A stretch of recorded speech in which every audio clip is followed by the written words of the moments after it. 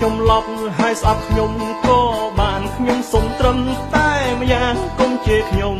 បានហើយព្រោះតែខ្ញុំចង់សប្បាយអ្នកណាក៏ចង់សប្បាយគ្មានអ្នកណាមួយឡើយតែចង់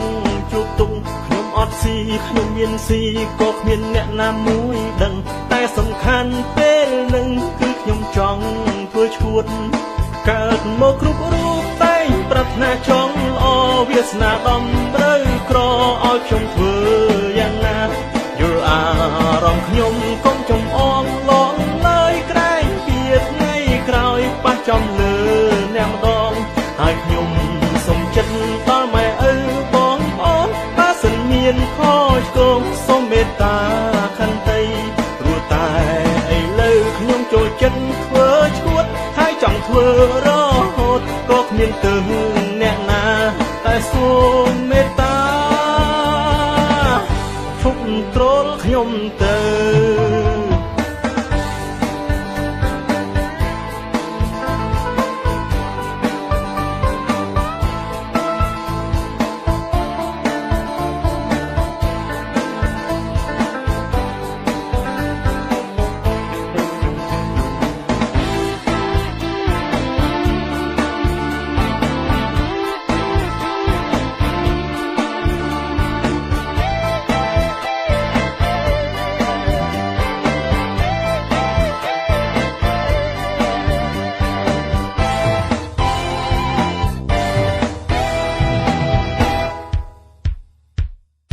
អ្នកណាសើចអ្នកណាយំក៏រូបខ្ញុំមិនខ្វល់ឲ្យតែខ្ញុំបានផ្ដល់ក្តីសុខជូនខ្លួនឯងថាខ្ញុំឈួតថាខ្ញុំឡប់ហើយស្អប់ខ្ញុំក៏បានខ្ញុំសុំត្រឹមតែម្យ៉ាងកុំជេរខ្ញុំ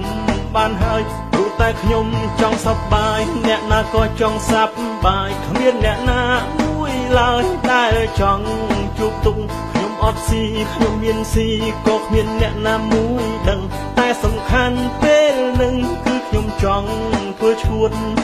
កើតមកគ្រប់រូបតែប្រាថ្នាចង់ល្អវាសនាដំត្រូវក្រឲ្យខ្ញុំធ្វើយ៉ាងណាយល់អារម្មណ៍ខ្ញុំកុំចំអងឡងឡើយក្រែងពីថ្ងៃក្រោយប៉ះចំលើអ្នកម្ដងហើយខ្ញុំ